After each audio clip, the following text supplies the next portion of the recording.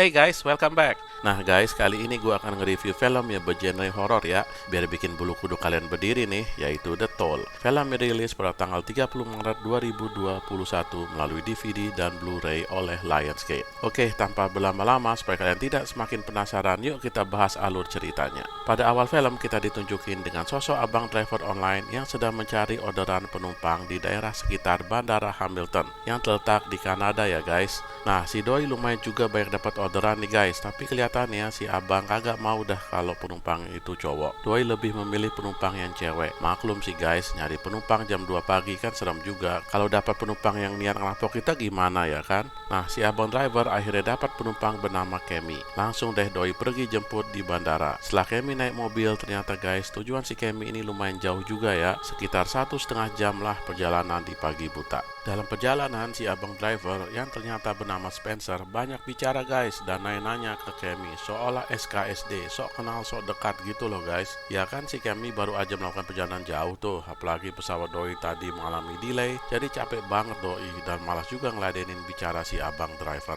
Dia bilang mau tidur sejenak, jadi minta si abang jangan ganggu. Wajar juga ya guys. Baru aja tidur kurang lebih setengah jaman, si Kemi terbangun.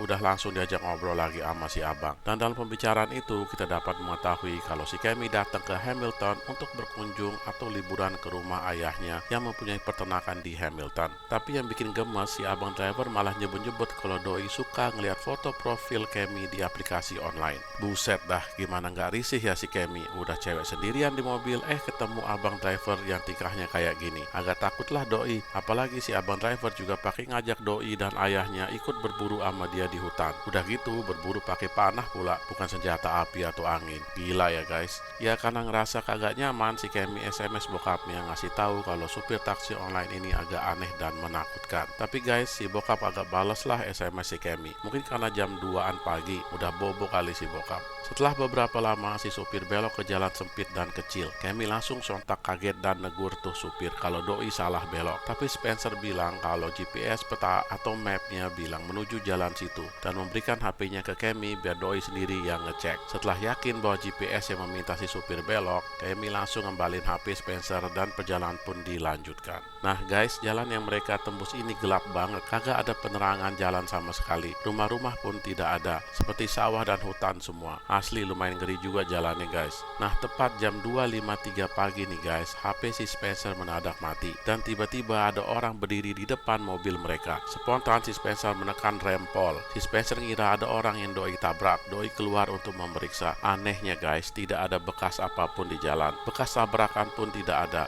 Jadi siapa yang mereka lihat dan tabrak tadi? Si Spencer langsung naik kembali ke mobil dan nyalakan mesin untuk kabur. Kejadian aneh lagi muncul nih guys, mobilnya tidak bisa nyala, seolah-olah aki soak. Kemi langsung curiga ini adalah ulah si supir. Tapi si Spencer berkeras kalau ini mustahil ulah dia dan langsung keluar untuk memeriksa mesin mobil. Kemi yang masih berada di dalam mobil langsung memeriksa HP-nya. Ternyata mati juga guys, dicoba cas pun tidak bisa. Kemi langsung keluar mobil dan mengatakan ke Spencer bahwa dia hendak jalan aja daripada nunggu di mobil. Si Kemi sebenarnya takut sama si supir, takut ini ulah Doi untuk merencanakan aksi kejahatannya. Si Kemi pun pergi jalan ke arah jalan yang mereka lalui tadi dengan membawa kopernya dan sebelumnya dibekali senter oleh Spencer.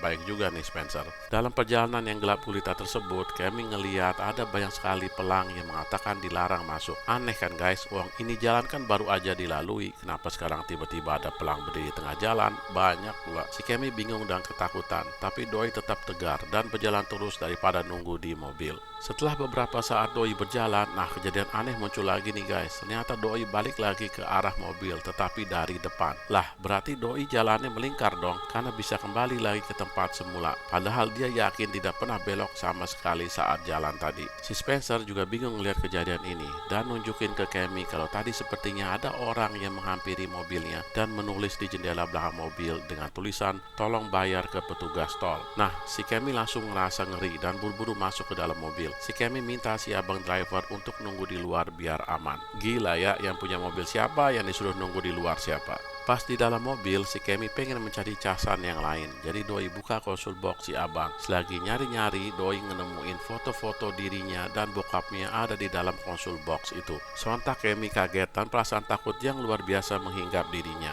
Selagi masih dalam perasaan yang tidak menentu tersebut, si Spencer mengetuk pintu dan mengatakan bahwa Doi akan keliling melihat situasi di depan. Setelah Spencer pergi, Cammy langsung ke bagasi untuk mencari sesuatu, entah apa aja. Doi malah ngelihat ada peralatan panah. Ya langsung deh Doi ambil tuh anak panah buat jaga-jaga diri dan kembali ke dalam mobil. Setelah beberapa lama, Spencer kembali ke dalam mobil sambil merasa ketakutan guys dan bilang di luar serem. Dia udah berjalan tetapi kok sepertinya muter-muter. Spencer yang ngerasa lelah membuka konsul box untuk ngambil obat, tetapi Doi menemukan foto yang tadi dilihat Cammy. Langsung aja si Spencer nuduh Cammy yang meletakkan tuh foto di dalam konsul box karena mempunyai niat yang jelek. Spencer keluar dari mobil sambil emosi. Cammy pun emosi juga guys dan menuduh si supir yang menaruh foto tersebut dengan niat jahat. Keduanya saling tuduh menuduh ya guys. Nah setelah beberapa lama bertengkar, akhirnya mereka pun sadar kalau foto tersebut mendadak hilang dari dalam mobil. Langsung mereka berdua masuk mobil karena ketakutan ada orang lain yang punya niat jahat yang ingin merampok atau membunuh mereka. Mereka berdua pun sudah tidak mencurigai satu sama lain dan saling memikirkan siapa kira-kira orang-orang yang mengerjai mereka ini. Sambil berbincang-bincang, si Cammy mendadak teriak karena ada orang sendiri di samping mobil. Semakin ketakutanlah mereka berdua. Lalu mendadak batu melayang dan memecahkan jendela samping tempat Spencer duduk. Tanpa pikir panjang, Spencer langsung keluar dari mobil dan mengambil busur dan panahnya di bagasi. Beberapa saat kemudian mereka melihat ada mobil yang datang dari belakang mereka. Langsung mereka berdua keluar dan menemui mobil tersebut.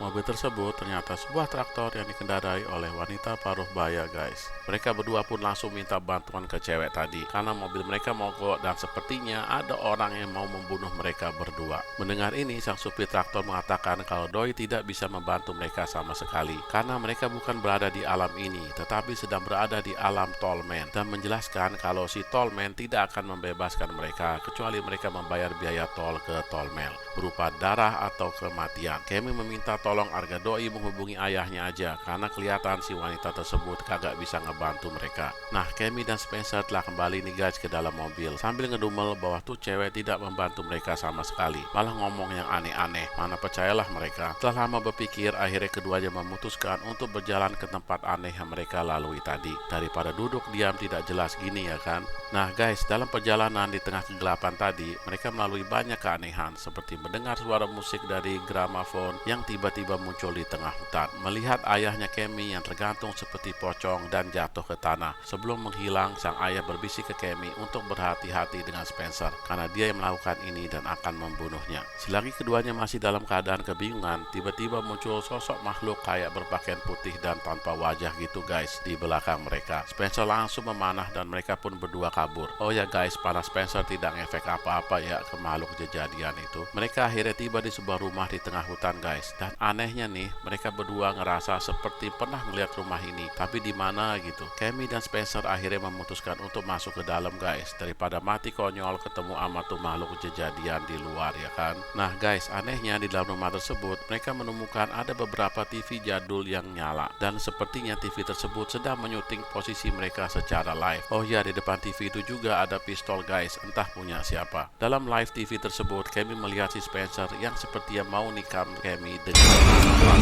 spontan. Si Cammy langsung memberontak dan mengarahkan pistol yang tadi ke arah Spencer. Mereka berdua pun berdebat sengit guys. Si Spencer berulang kali mencoba menjelaskan ke Cammy bahwa dia tidak pernah mencoba menikam Cammy, bahwa gambar video tersebut adalah bohong atau ilusi semata. Si Cammy akhirnya sadar bahwa si Tollman mencoba memanipulasi mereka untuk saling membunuh. Si Spencer menyarankan ke Cammy untuk balik lagi ke mobil dan menunggu di dalam mobil sampai matahari terbit. Tetapi guys, untuk jalan menuju mobil, mereka berdua harus melewati banyak sekali rintangan di luar. Banyak banget penampakan yang mereka hadapi, seperti penampakan ibunya Spencer yang telah meninggal, penampakan Cammy yang sepertinya mengalami depresi karena disakiti oleh pacar Doi yang dulu, dan lain-lainnya ya guys. Setelah susah payah, akhirnya mereka berdua berhasil memasuki mobil sambil dikejar oleh makhluk kejadian tadi. Mereka berdua mencoba menutup semua jendela menggunakan lakban agar para makhluk kejadian yang kayaknya menyerupai keluarga mereka itu tidak dapat melihat mereka. Karena guys, jika makhluk tersebut atau si Tollman tidak bisa melihat mereka, maka Doi tidak dapat memanipulasi otak mereka berdua. Cammy dan Spencer memutuskan untuk menunggu di dalam guys hingga pagi. Tapi anehnya nih, mendadak HP Spencer menyala sebentar dan menunjukkan ke mereka bahwa sekarang masih tetap pukul 2.53 pagi ya guys. Nah, berarti waktu tidak berputar guys. Gak akan dapat mereka menunggu sampai pagi. Bisa selamanya mereka di dalam mobil. Pusing dah mereka berdua ya kan. Hingga akhirnya si Kemi mengingat perkataan wanita tadi yang di traktor. Cewek tadi bilang kan mereka harus bayar biaya tol ke si tolman dengan darah atau kematian. Tetapi cewek itu bilang death bukan death, yang artinya cukup satu aja yang mati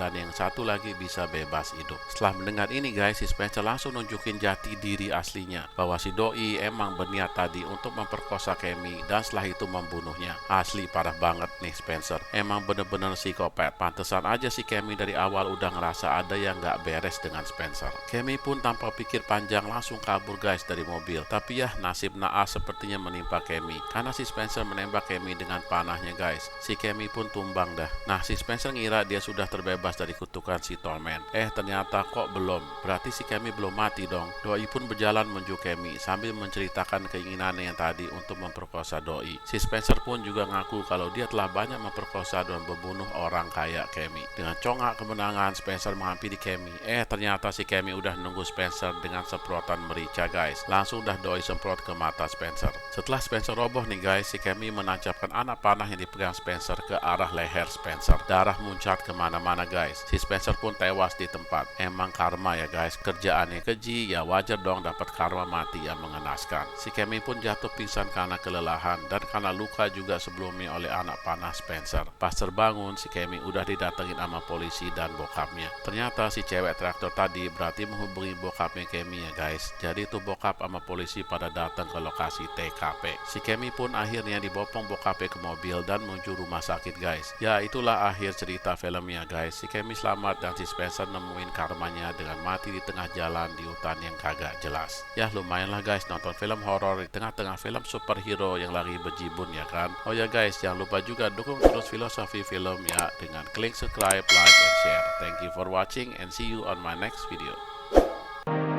Jangan lupa tonton video kita yang lain ya guys. Dan jangan lupa klik subscribe. See you.